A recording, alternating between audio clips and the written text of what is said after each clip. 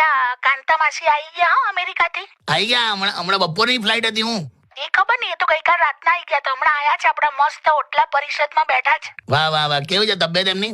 અરે એકદમ મસ્ત મજામાં. અરે મસ્ત હમણાં વાત કરતા હતા.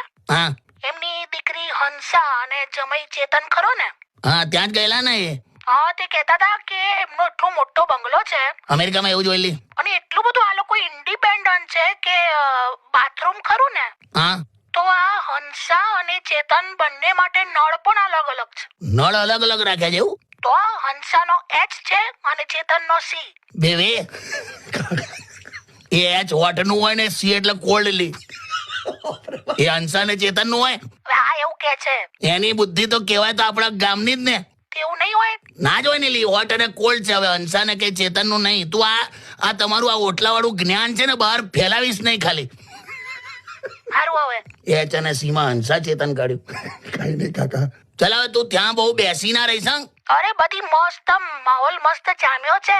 પાછું હું જમાવટ કરી. આ લોકો બધા એવું કહેવા માંગે છે કે અત્યારે છે ને ગરમીમાં હા પાકિસ્તાનનું પાણી બંધ કરી દેવાનું અને ચોમાસું ચાલુ થાય ને એટલે છોડી દેવાનું. એમ તે એમને કશું કર્યા વગર બરબાદ થઈ જશે. સરસ. તમે બધા એટલે જવાના છો એલઓસી પર આવું બધું કરવા? ના એવું નક્કી નથી થયું.